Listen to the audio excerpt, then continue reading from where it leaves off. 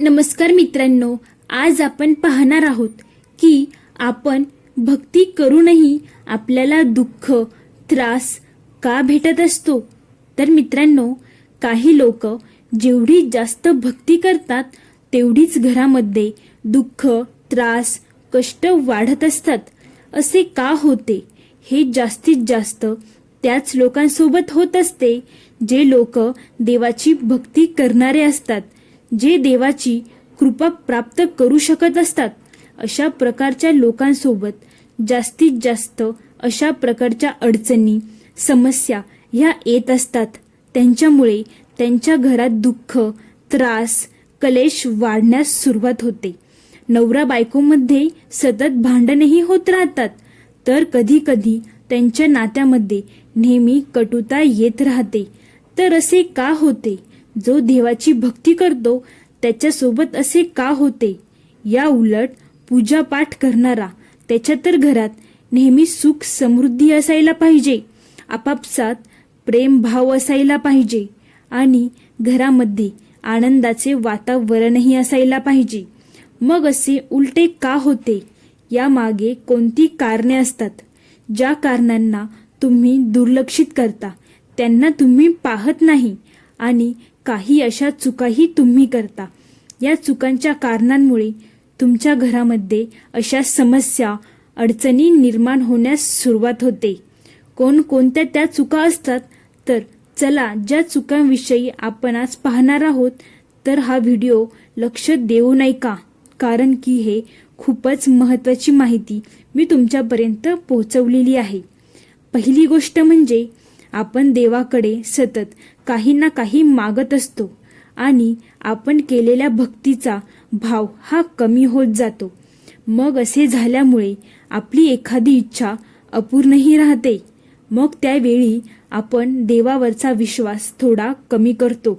आपण भक्ती एवढीशी करतो आणि देवाकडे एवढी मोठी गोष्ट मागतो आणि आपली इच्छा पूर्ण न झाल्यामुळे आपल्याला थोडासा कुठेतरी देवाचा राग देखील येतो. असं करणं चुकीचं आहे. देवावर पूर्ण विश्वास ठेवला पाहिजे. देव करतो ते चांगल्यासाठीच करत असतो. आपला देवावर एवढा विश्वास पाहिजे की नाही, देव माझ्यासाठी करत आहे हे चांगलंच आहे. माझी इच्छा पूर्ण झाली नाही तरी देवाने माझ्यासाठी चांगलंच काहीतरी नियोजन केलेलं असेल. दुसरी गोष्ट म्हणजे देवाला आपली परीक्षा बघायची असते. दुःख येणार, अडचण येणार, अनेक समस्याही उद्भवणार, पण तरीही आपण देवावर किती ठाम विश्वास ठेवतो हे देव बघत असतो. देवाला आपल्याला खूप काही द्यायचं असतं, पण त्यासाठी आपल्यामध्ये किती संयम आहे याची परीक्षा देव घेत असतो.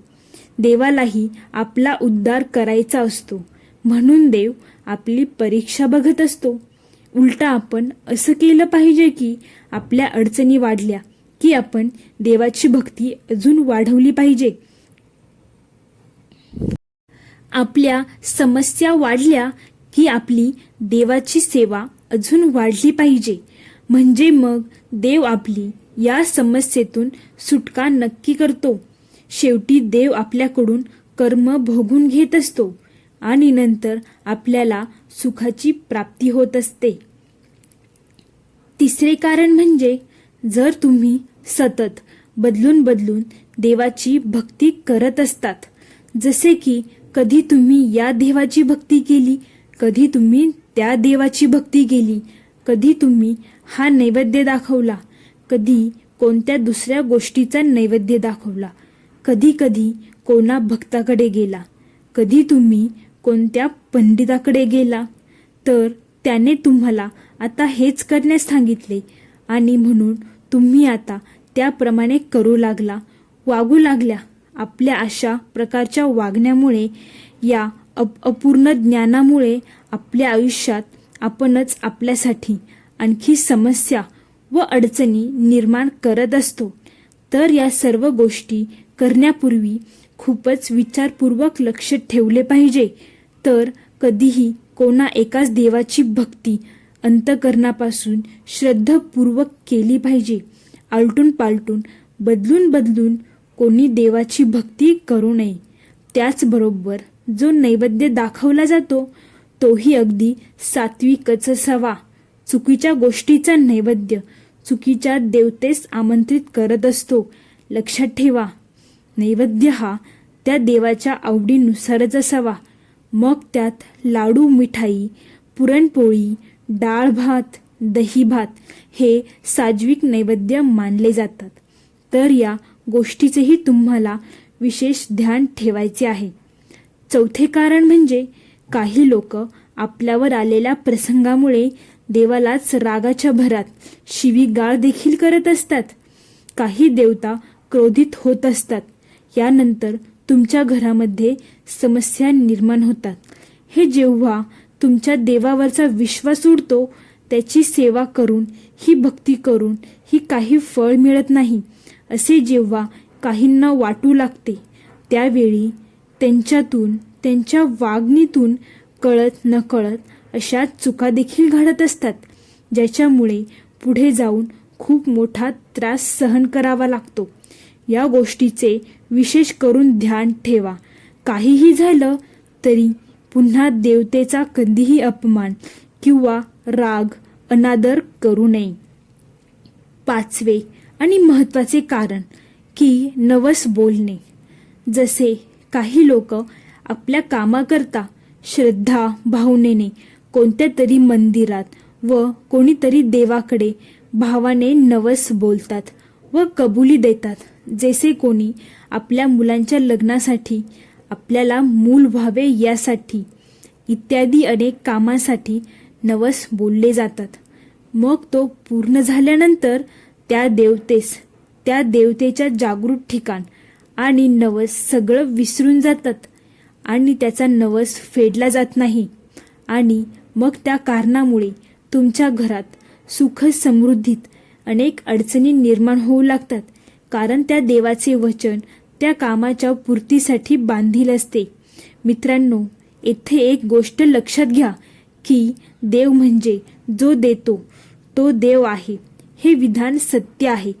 कारण देवता जी आहे अशा गोष्टीत तुम्हाला सुरुवात करायची आहे. तुम्हाला स्वप्नांच्या माध्यमातून संकेत देत असतात, तरी आपण समजत नसतो. त्यानंतर ते आपल्या बुद्धीसही विचलित करतात, तरी आपण समजले नाही. तर पुढे अशा प्रकारच्या अडचणी आपल्या समोर उभे करतात, जेणेकरून की त्या देवतेच्या शक्तीची आपणास पुन्हा स्मरण व्हावे आणि आपणास त्याचा विसर पडता कामा नये. तसेच आपल्या पित्रांची आणि कुलदेवतेची पूजा अर्चना करणे, त्यांची सेवा न करणेही अत्यंत महत्त्वाचे कारण असू शकते. आपणास अनेक घरगुती समस्या व अडचणींना सामोरे जाऊ लागते. बऱ्याच वेळा बरेच जण असा प्रणही घेतात की मी माझे हे काम झाल्यावर चहा सोडेल, माझे ते काम झाल्यावर मी गोड पदार्थ खाणार नाही. आणि त्यांची ती इच्छा पूर्ण झाल्यानंतर मात्र ह्या गोष्टी ते विसरून जातात. इच्छा पूर्ण झाल्यानंतर कधीतरी कोणीतरी आपल्याला चहासाठी खूप आग्रह करत असतं आणि आपण तो चहा घेतो. आपण देवाला दिलेले वचन असतं, आपण वचनबुद्ध राहायला हवं. आपण विचार करतो, माझी इच्छा तर पूर्ण झाली, मग आता एकदा चहा पिल्यावर कोणता मोठा पर्वत तुटणार आहे. पुढील महत्त्वाचे कारण म्हणजे एकीकडे आपण भक्ती करतो, देवधर्म करतो, अनेक सेवा उपवास करतो, सेच देवाचे नामस्मरण देखील करतो.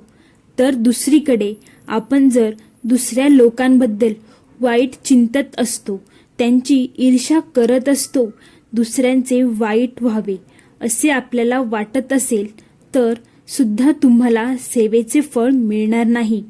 तुम्ही कितीही देव करा, देवाची कृपा तुम्हाला प्राप्त होणार नाही. त्यामुळे तुम्ही जरी पूजा केली, रोज पूजा केली नाही, जर तुम्ही तुमच्या मनात लोकांविषयी चांगले मत असेल, तरी दुसऱ्यांचे चांगले व्हावे अशी इच्छा असेल, दुसऱ्यांचे चांगले झाले की तुम्हाला आनंद होत असेल, तरी तुमच्या छोट्या का होईना इच्छा पूर्ण होतील. पूजेने देव तुम्हाला प्राप्त होईल. पुढील कारण म्हणजे तुमच्या घरात येणाऱ्या व्यक्तीचा आदर करत नसाल तर सुद्धा तुमच्यावर देवाची कृपा होणार नाही. तुमच्या घरात येणारा प्रत्येक व्यक्ती तुमच्या घरातील पाणी पिल्याशिवाय जाऊन देऊ नका. त्यामुळे त्यांच्या मनात जे तुमच्याविषयी भावना तयार होतात त्या सकारात्मक भावना असतात. त्याचा जो आशीर्वाद असतो तो आपल्याला मिळत असतो आणि आपल्यावर देवाची कृपा होते. जर तुम्ही तुमच्या घरात येणाऱ्या व्यक्तीचा मान करत असाल तर त्यांच्या मनातील सकारात्मक भावना असतात त्या आपल्यापर्यंत पोहोचतात. पण हीच भावना जर नकारात्मक असेल तर मग तुम्ही कितीही देवदेव करा, कितीही भक्ती करा, तुम्हाला पूजेचे फळ हे कधीच मिळणार नाही.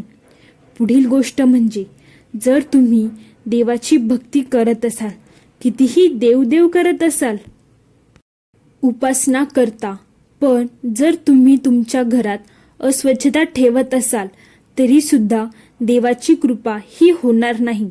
लक्ष्मी तुमच्या घरात प्रवेश करणार नाही. लोकांच्या घराबाहेर चप्पलांचे ढीग असतात. चप्पल दारिद्र्याचे प्रतीक आहे. घरातील चपला कायम व्यवस्थित न ठेवल्या पाहिजे. त्या घरातल्या समोर कशाचीही अस्वच्छता नसली पाहिजे. त्यामुळे सुद्धा माता लक्ष्मी घरात प्रवेश करत नाही आणि आपल्याला देवाची कृपा प्राप्तही होत नाही. तुम्ही कितीही भक्ती केली आणि तुम्ही या बारीक सारीक गोष्टींकडे लक्ष दिले नाही तर तुम्हाला तुमच्या उपासनेचे फळ हे मिळणार नाही. कारण अस्वच्छता असते तेथे लक्ष्मीचा वास हा कधीच नसतो.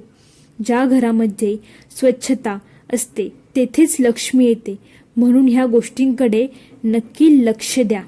तसेच ज्या घरात अन्नपूर्ण मातेचा सन्मान केला जातो त्या घरात लक्ष्मी मातेचा वास कायम राहतो. बऱ्याच घरांमध्ये अन्न राहते ते कचऱ्यामध्ये टाकले जाते. त्यामुळे अन्नपूर्ण मातेचा अपमान होतो. अन्नपूर्ण मातेचा अपमान झाला तर लक्ष्मीचाही अपमान होतो. अशा घरात लक्ष्मी प्रवेश करत नाही. त्यामुळे आपल्या घरात अन्न वाया जाणार नाही याची काळजी घ्या. जर तुमच्या घरात अन्न शिल्लक राहिली तर एखाद्या कुत्र्याला किंवा गायीला खायला द्या, पण ते कचऱ्यामध्ये टाकू नका. ज्या घरामध्ये अन्नपूर्णेचा सन्मान केला जातो त्या घरात लक्ष्मी आपोआपच प्रवेश करते.